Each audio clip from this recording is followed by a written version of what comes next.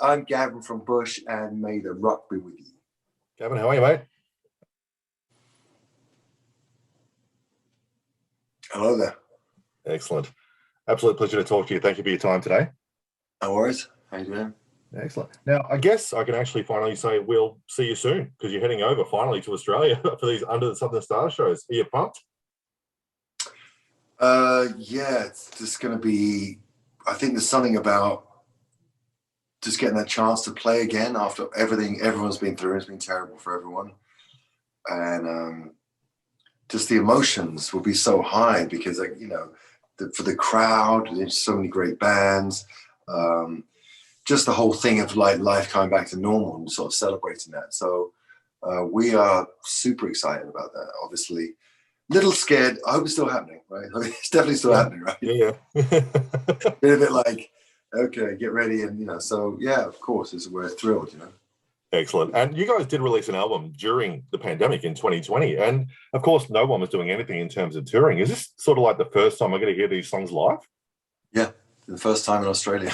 So we're excited. And, I'm going to be mindful. I'm not making people like listen to like 10 songs in a row they don't know. But we just pepper them in the set. I've done did three sets, and they're peppered in there because they're just really good and they're just vital, and we just made them. And people that love the band nowadays, back in the day, probably it's a little bit cheeky because you're sort of half expecting people to like shell out for an entire record if they weren't necessarily your fans. And really, the truth is, from these kind of festivals, you guys stick to the hits that everyone knows, and you don't really go off the path too much. But we're also idiots, and it's like we just want to play that record. And now with streaming, you can hear that you can hear a little bit, and it doesn't, people can work out, drive to work, drive to school, whatever. Just check them out, and they won't be disappointed. It's part of the pact. Allow us to keep current within ourselves, and then of course play all the classics that people know us for. We're not shying away from that. Excellent. Looking forward to that. Is there one song though that you absolutely love smashing out in the set personally? Do I love playing? Well, every new song that we play off the new record, it's funny because now we're doing a new record, but every new song of that record, or every song of the record, is exciting. He's never played it. So that feeling of being on stage when it's just so, these accomplished, the music was just, the band sound great. They're fun to do. We did one live stream for that record when it came out. And we basically like doing a TV show. We did a TV show of ourselves in the studio and played a set. And in fact, we'll probably play one of those sets because it was an hour long. So it just feels good to do that. And I just can't wait to share it. And I think it's really great because often people come to Australia sort of at the end of a cycle.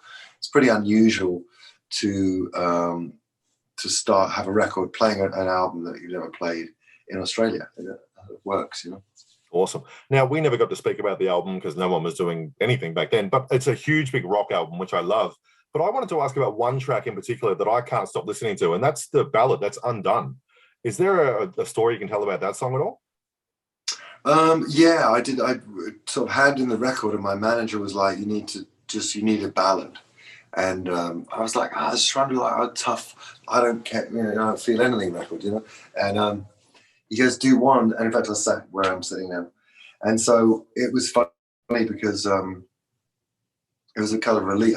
Turns out I think I write sort of those kind of songs more naturally, maybe. I don't know, like they just they do come out. And this one came out and I just knew sometimes you can write a song and it's bigger than you, It's like Elf. They're like Elf, it's like Elf sitting on his dad's lap in the grotto, you know what I mean? It's just that it's like, wow, this is a really big song. I mean, I'm still shocked it wasn't a single. I thought it was like, that is a big song. And I don't know if you heard the Mike Garson version. Have you heard that on the record? Yeah. Just unbelievable. And doing a kind of art exchange with him, I sang for him for a thing that he was doing. And it's funny because he goes to me, he wanted me to sing the song first for Music Cares. And he goes, pick any song you like. And I was like, wow, what about I always want to do slow versions of everything. I said, I said, what about a really crushingly slow version of, Wild as the Wind? He goes, I love it.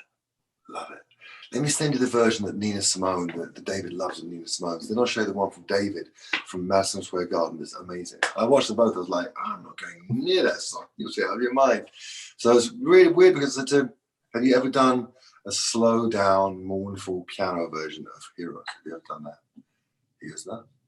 So, you know, to do it with Bowie's piano play, because it's on the record as well, right? It's on the record. It's on the record. Do it with the Bowie, so it just sounds like you're in Bowie's band. You're just like, you know, he's out, he's gone to the bar or something. Just incredible, you know. Like I grew up listening to that piano.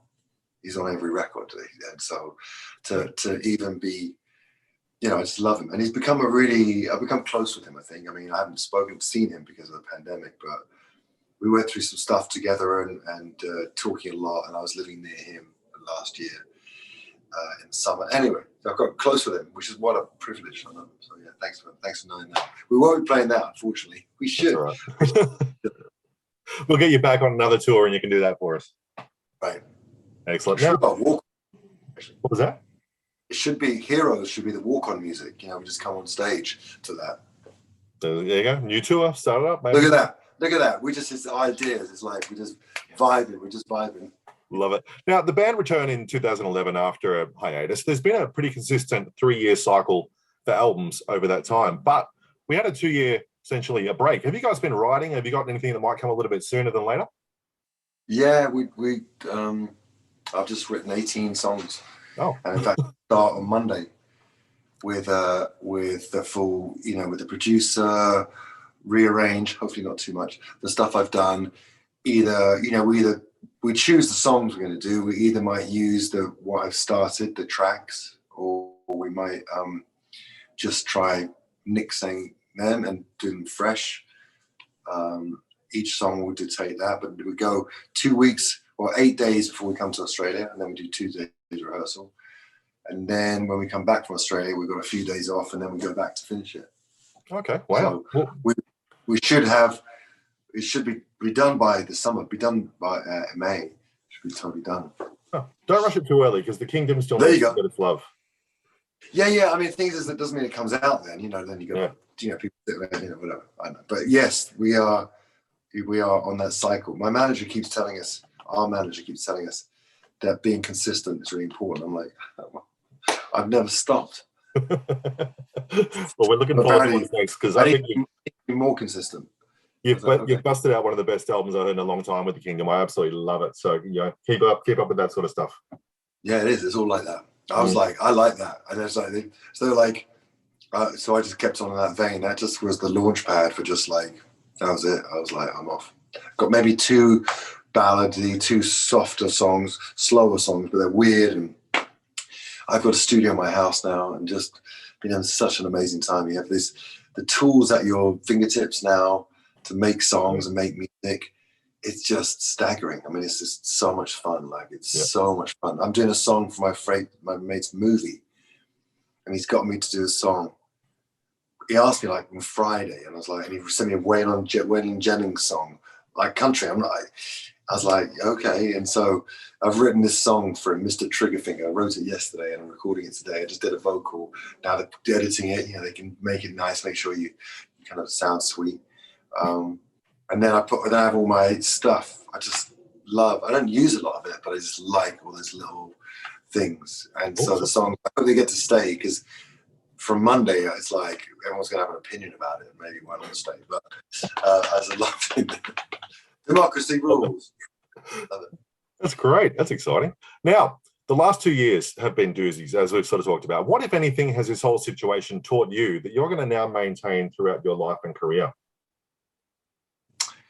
You know, it's the common link that everyone's felt, which was, I think everybody lost their priorities a bit. And it's by being home and being around, you know, family and stuff that, you know, now it was a beautiful time with my boys because I just had them every other week. It was like relentless. You know, I'm nearly dead by the end of the week. Like 3 boys, I'm like, oh my God, and I'm running around and flying everywhere. Everyone's got different sports and friends, and that doesn't, oh God. And it's madness, but it's the best madness. And so it's sad to, so that's what I've learned. I think that, you know, you never get time back. And So as long as you're doing things simultaneously, I love nothing more than making music. Like we finished this interview, I'm running next door. I'm like, Yep. I still can't believe it when a song comes together. It's like I'm like a, I don't know how I describe myself, but it's just it shouldn't excite me as much as it does. That I go, that's just great. The alchemy of it, like how does that work with that? Oh my God! And you do all these things, and it's just inspiration. You know, I always think the world's got enough already, too much music, but the world's always ready for like if you get something right. Everybody wants a great record. Everybody wants a great record. You know what I mean? Yep. Everybody wants a great record. So it's just fun doing that and like just challenging myself. I think there's something about being a bit older that you like go, well, I just can't just like put this out because I should all be doing like mid-tempo acoustic ballads and just like pointing everyone towards the hits. You know, don't worry, mate. I'll be playing on that one in a minute. But instead, I want to do songs that displace those songs. Like I literally am like, oh, do I play Little Things or do I play this song? Because, you know, and it's just so fun playing those new songs from the Kingdom. It's so powerful live. It's like, I hope people hear them enough, you know, streaming they can. And it won't be that many, but it'll be worth it. Looking forward to it. Now, looking back over your career, it can be very easy to say what can change over time. But what's the one thing that's always remained the same with Bush?